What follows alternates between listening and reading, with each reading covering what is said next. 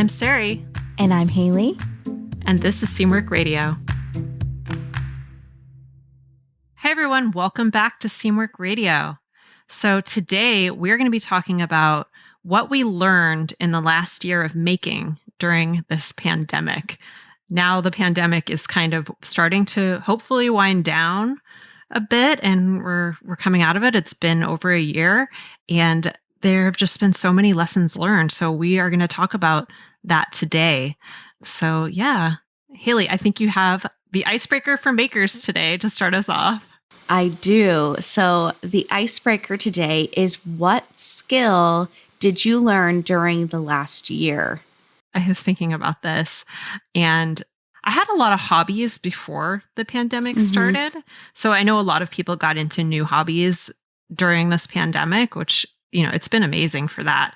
I think people have discovered a lot of new ways to create. I feel like I already had too many hobbies before this. So, but one thing that I'm really proud of that I learned during this year is how to cut my own hair. Because out of necessity, you know, the salons were all closed during, you know, the first part of the pandemic. And for a long time, I wouldn't be comfortable going to one. And my hair was getting really, really shaggy. And so I took an online class from a stylist that I really like, who kind of cuts in the style that I like and does a lot with wavy hair, which is what I have. I have like wavy hair. And I learned how to cut my hair, not just cut my hair, but cut it with a razor, which I've always read is really, really hard to do. And it's really easy to kind of fry the ends of your hair that way. So I kind of, going back to something we talked about in another episode where we said, you know, if you don't know how to do something, it's because you don't have the right tool or you don't have the right technique. So I kind of followed that advice and learned how to do it myself. And I'm really proud of that because I just like the idea of being self-sufficient in that way and being able to do something by myself at home. So yeah, I'm happy about that. And I'm kind of self-conscious about it because now that I've said it, people are going to be like, well, you know, maybe you didn't do such a great job, but I don't care. I like it. It's a demonstration of something I learned. So I like it. Yeah. What about you, Haley? I think your hair looks great. So. Oh, even with these big headphones on. Yeah. It's a great accessory. Well, I think that, like you, I have always had a lot of hobbies and interest. And the last year definitely offered a lot of opportunity to become like further entrenched in those things, like sewing and baking and gardening. Those are all things that I've enjoyed in the past, though, so they're not necessarily new. The one totally new to me hobby that I have adopted is roller skating, along with so many other people. But I'm not like an inherently graceful person. And I've always been one of those, like the last person picked for, you know, like the dodgeball team, not very athletic. I love doing physical activities, but I just don't have like that like natural prowess at it. And I think in the past, it's really held me back from trying new things. And having a daughter at the end of 2019, I think it changed my perspective on a lot of things. And I didn't want to like not try new things because I didn't think I would be good at them. I want her to look at me and be like, my mom learned how to roller skate at 31. And I don't know, I just want to be a better example for her and also for myself. So I started roller skating. And it's been really fun to be like a beginner at something and see that like big growth you see during the beginner phase.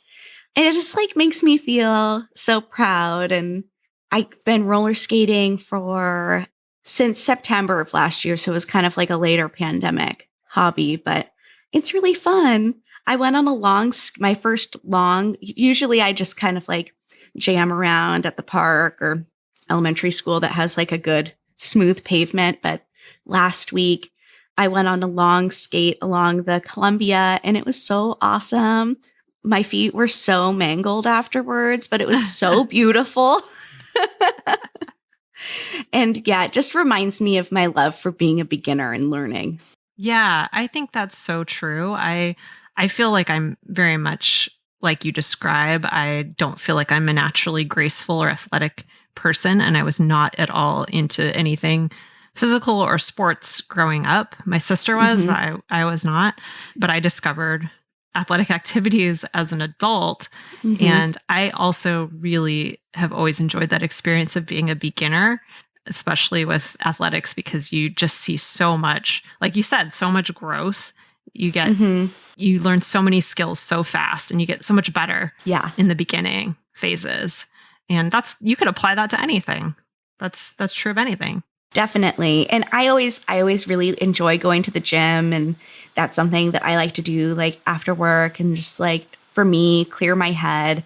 But obviously that wasn't something I was able to do during pandemic. And so it was fun to just like find new creative ways to challenge my body and do something like fun and empowering. But I'm really curious to hear from our listeners too what skills they've learned during the last year, maybe sewing or non sewing, like Sari and I. So be sure to share your answers with us. Maybe leave a review, put your answer in the review, find us on Instagram, tell us there. And if you have a really cool icebreaker, then just use the hashtag icebreakers for makers and share it with us, and maybe we'll use it in an episode. Yeah, we'd love to hear your icebreaker ideas. I think that would be amazing if you have an idea for a future icebreaker.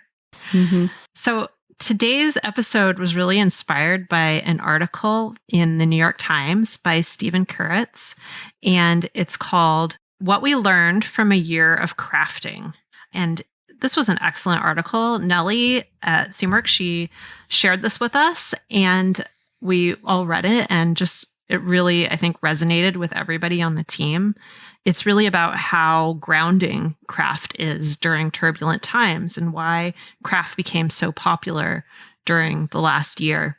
And it's a Mm-hmm. really excellent read. We'll link it in the show notes. But it really got our minds thinking about, what have we learned in this last year of making during a pandemic and how things have changed over the course of the last year for us.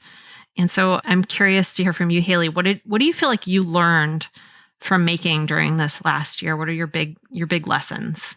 Oh man, so many lessons. I think number one for me is it was a huge reminder of how important creating and hobbies are, and reminded me of like the solace that they offer us in difficult times. Being able to turn off the world for a little bit of time and like make a cup of tea, listen to a podcast, sew some seams on your sewing machine. For me, it's like pushing a reset button. And I think that it's been really interesting to see other people discover that joy. I mean, that's like I love sewing, I love designing, but that's my greatest passion in life is to see people's creativity flourish and help them do that in whatever way I can. And I think that sometimes sewing can be like brushed off as something that's very like silly, or I don't know, just, it's, Trivial. yeah, very trivial. And also, there's the whole connotation of like women's work and all of that, which of course we know is garbage. Sewing is for everyone, regardless of your identity. But it's, to me, it's profound that being able to create something from nothing is resourcefulness at its greatest. And that's what I think we all needed during this year. I loved seeing the community of people kind of like gather around that as well. I thought was so powerful to observe, and just like rekindled my love for our community and what we do. I agree. It's been so interesting to watch the sewing community, really feel centered around this practice of sewing, but Hmm. also to watch other people discover it or discover other crafts, but just discover the joy of making. I think it's on a really large, like macro scale. And that's just been really, really inspiring to me. Yeah. I mean, and we've talked about this before, like in a world where everything is just so readily available at our fingertips. Click two buttons, it shows up on your doorstep the next day to choose Yes. the, like, the more difficult route, but hopefully the more inspiring and joyful route. Yeah, absolutely. And I just love watching beginners fall in love with it. I think that's just, it makes me feel like a beginner again and want to like run to my sewing machine and just revel in that joy with them. And then I've been kind of rambling. That's a lot of things. But lastly, I had Charlie, my daughter, in December of 2019, and I had returned from maternity leave for 1 week before everything shut down. And so I felt like I didn't have the opportunity to like reclaim my identity after I had her. I think a lot of people who have children might or have other life-changing events that happen in your life that kind of like derail you from what the life that you knew. I don't think it's exclusively parents who learn this. I needed to like be reminded of who I was and what I loved in my life outside of her, and sewing and re-immersing myself in my hobbies really helped me to like pull myself out of that grief that I felt. Yeah. Yeah. As you know, Haley, my sister just had a baby, and Mm-hmm. I can't imagine what it's like during this such a strange time, Mm-hmm. to be in that situation, have such a major life event, have, everything kind of turned upside down. But then also on top of that, like your life is not normal to begin with, and you can't go back to normal in any way for quite a while. So I think that's such a unique and strange experience that I'm sure offers a lot of new perspectives. Yeah. I mean, in hindsight, it really was like the ultimate lesson in self sufficiency Hmm. because we don't have any family that's like, all of our family lives in California. So it wasn't even like we had like grandma a few miles away that we could like pod with or whatever. We were just totally on our own. And we like just really learned to like make it work, my husband and I, and trade off. And he was so great about like, you got to take a few hours and do something for yourself today. And sewing was really like that thing for me that like brought me back. Yeah. Yeah. That's awesome. I think it's sewing has really fulfilled a need for a lot of us, and for each person it's different, Mm-hmm. what that need is during this time, but I think we all feel some kind of deep need, and crafting, sewing, making things can heal us in so many different ways. It's kind of magic. Mm-hmm. I think. It is. I agree. So I've been going on and on. Sari, what did you learn from this last year of pandemic life? I also feel like I learned a lot, and it changed over the course Mm-hmm. of the year. So I think the first thing that really comes to mind for me is I had less need for new things because I wasn't going anywhere and I was doing the same thing every day, which was, usually working from home and going for walks maybe, that was kind of my life. And so I just didn't feel like I needed a lot of stuff. I wasn't wearing most of the clothes that were in my closet. I was wearing leggings a lot and sweatshirts, t-shirts, sweaters, and that was kind of it.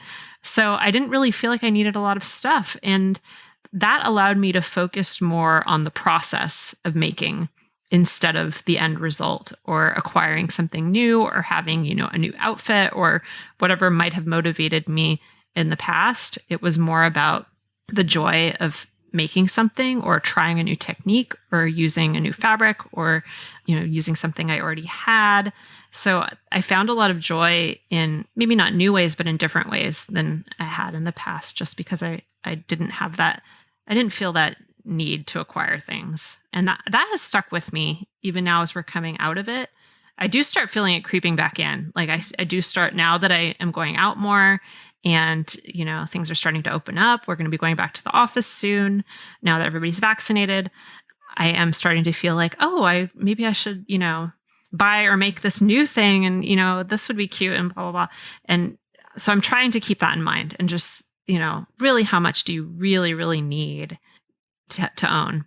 And actually, we're going to do a whole another episode about that later on this month. But that's one thing that's really been on my mind. And then in addition to that, I think another thing that has been really centering to me is other hobbies besides sewing. And I think that comes with the first thing, the not really needing a lot of new clothes.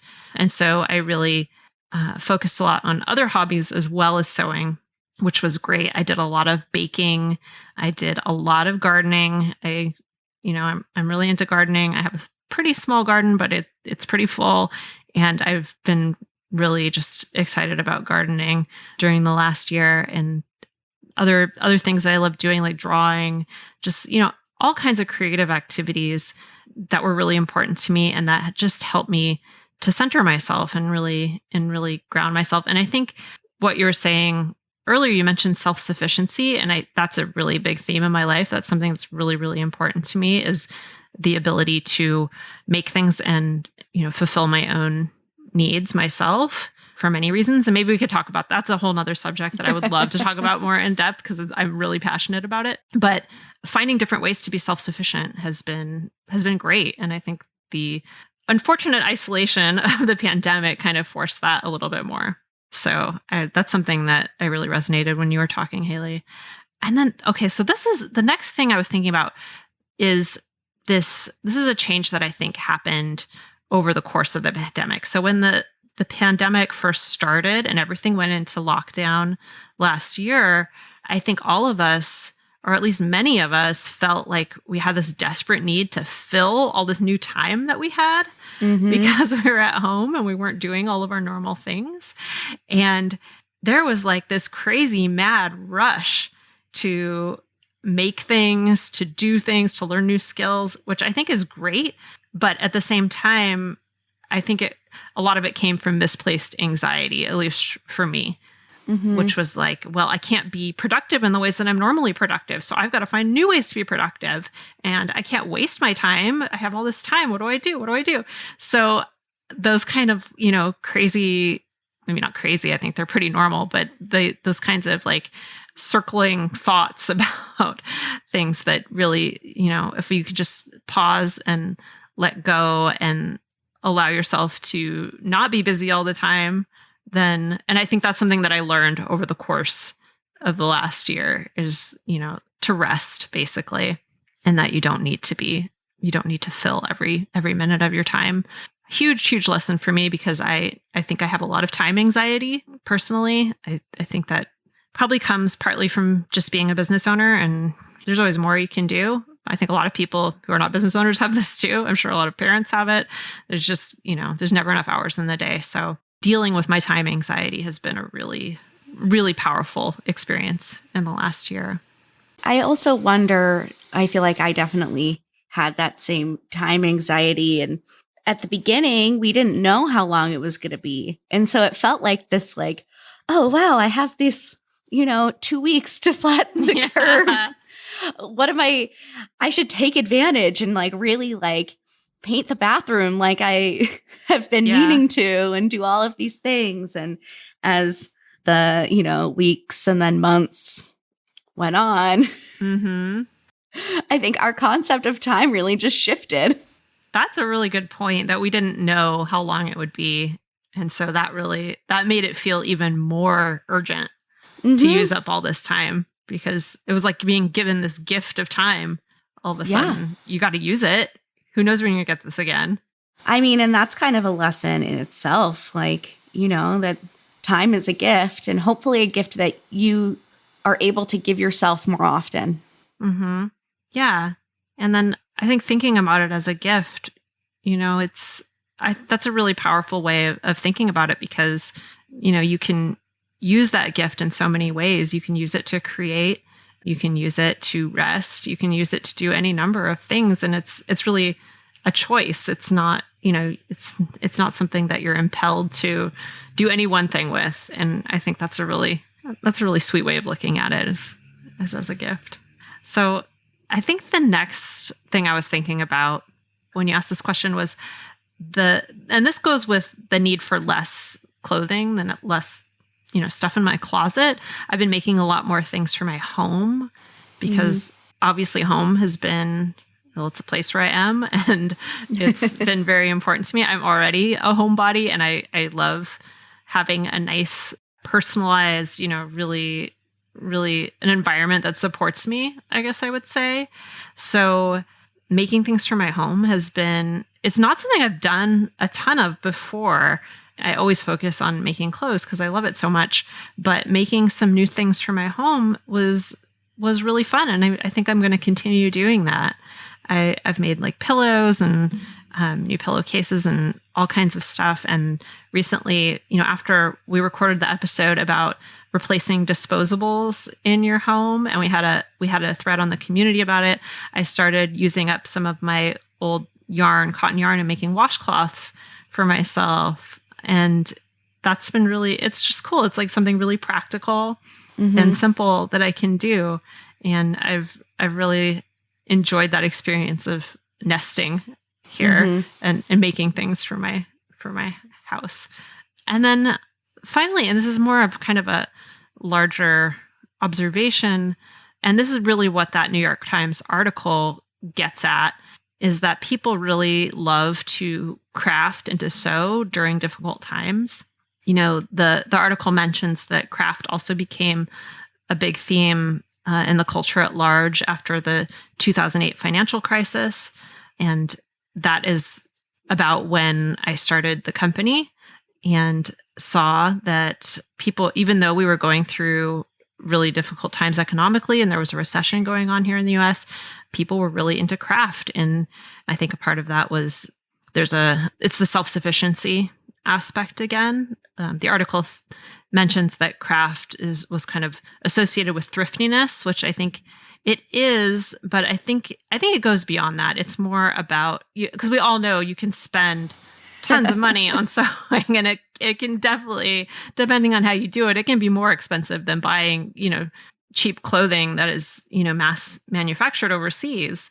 So, there is a perception of thriftiness, but I think it's more about that self-sufficiency and that ability to do it yourself and not to have to rely on the external world when the external world is, upside down.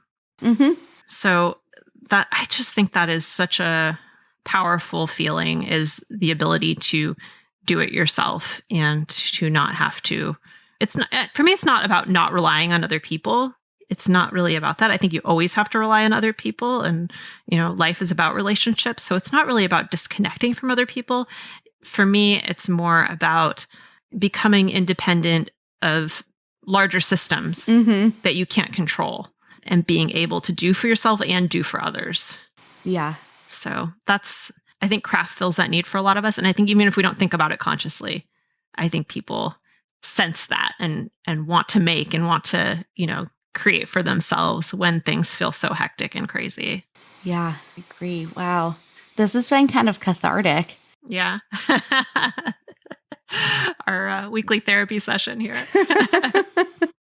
It seems like we're coming out of the other end of, the pandemic, and something that kept me going through all of it is just thinking of all of the joy on the other side of it. And it's nice to start seeing little pockets of that appear in life, and then having the benefit of the things that we've learned over the last year supporting us. So, yeah. Do you think people are going to stay interested in craft once they're able to go out and party? Yeah, I've been thinking about this, of course. I think that people are going to go wear themselves out this summer. Just like party themselves silly, have so much fun. And then when the weather cools down, I think everyone's going to hunker back in and remember what they loved about their life at home and their practices. And that's kind of my hope, is that there's a season for everything in life. And I think that this experience for me has helped me to realize that and to embrace whatever season you're in. If you're in a making season, then you do it. Enjoy your making season. if you're in a social season, then you go do that too. Yeah, I think you're right. I'm really looking forward to our design your wardrobe session this summer in August when that opens, because I think we're all going to be thinking about what we're going to be making this fall in an entirely new way, as we transition into, I don't know, quote unquote normal life, whatever that looks like. Yeah. Changes for everybody. So I'm really looking forward to seeing what people decide to make. Yeah, me too. I'm looking forward to seeing it all, what we're doing, what we're making, all of it. Well, we would love to hear from you all and hear what you think. If you'd like to leave us a review or chat with us on the community, tell us about a skill that you learned this year. Leave us a review, and you can find us on Instagram, YouTube, Seamwork Community, and at seamwork.com, of course. If you want to learn more about this, be sure to check out that New York Times article. We will link it in the show notes. And if you like this episode, leave us a review. Here is a review from EBSH. They say, I always learn so much from this podcast and come away feeling affirmed about my own sewing journey rather than anxious about how far I have left to go. Aw, thanks, EB. Oh, that's really sweet. I love that. I think that's like the highest compliment that we could get, is people feeling supported and empowered instead of worried about sewing. I want to be like your sewing fairy godparent. And if I can make you feel less anxious, then I am fulfilled.